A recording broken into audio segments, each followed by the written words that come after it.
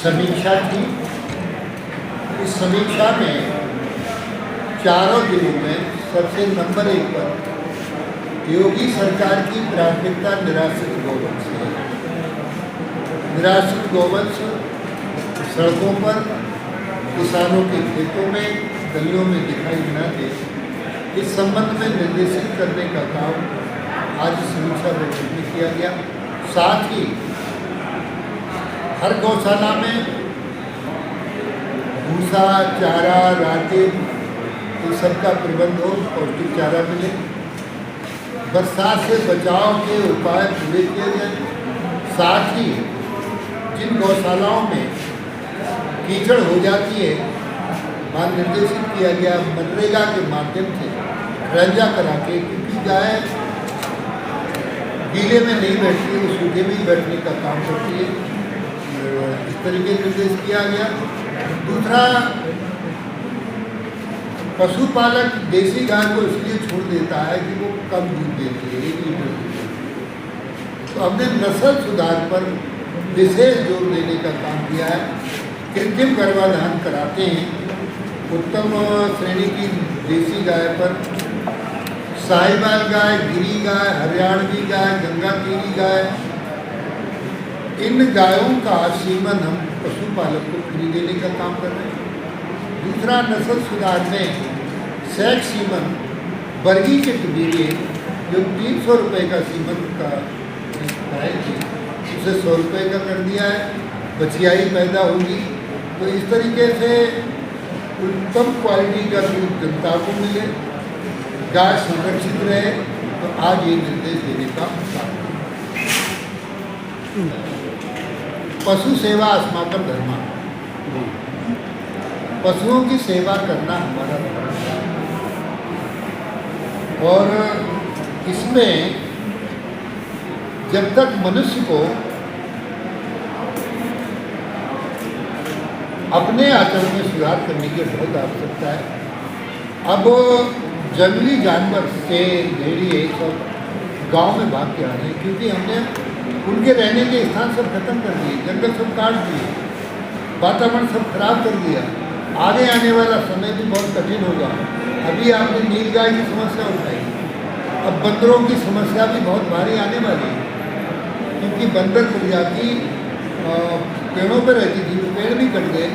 तो ये समस्या तो है, लेकिन इनके सब साथ साथ जैसे अब सांप हैं, सांपों से सबको डर लगता है, लेकिन सांप भी लाभदायक है किसान के लिए।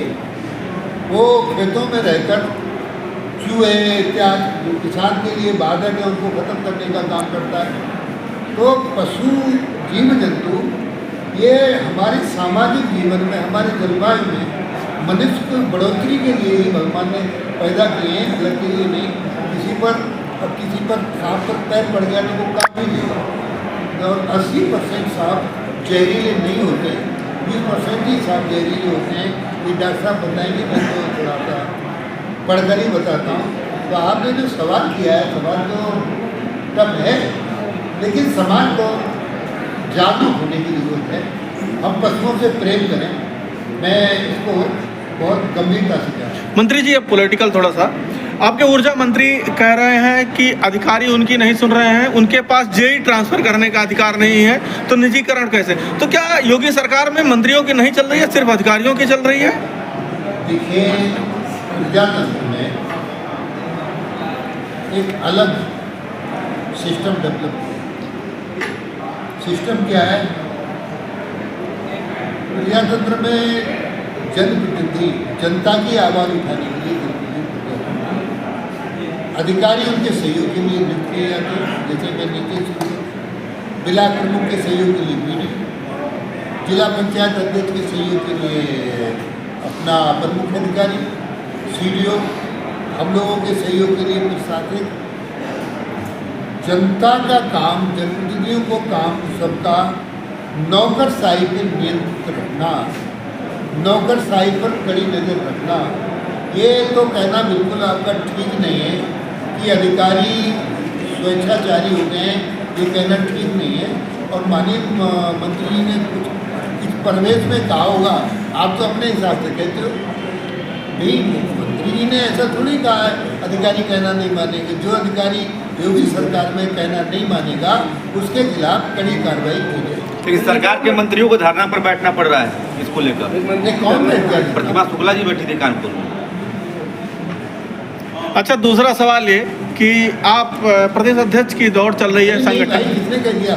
मैं तो को लेकर, मैं दौड़ में मैंने कहा है, आपका क्या सुनना है? मैं रामगोपाल द्विवेदी, द्विवेदी जी, आपका एक नाम मत बना देना। तो ये बताएं कि संगठन में एक नाम आपका भी है, प्रदेश अध्यक्ष कब तक क्लियर होगा?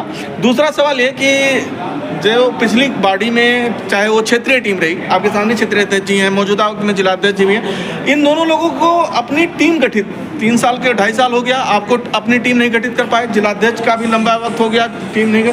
तो ये जो भारतीय जनता पार्टी है, क्या आधे अधूरे तरीके से 2027 की तैयारी कर रही है? 2027 में भारतीय जनता पार्टी की उत्तर प्रदेश में प्रचंड बहुमत की सरकार बनेगी। आप नोट कर लेना। और जो आपने प्रश्न किया है वो हमारे प्रदेश अध्यक्ष चौधरी भूपेंद्र सिंह जी आ गए, तो उनसे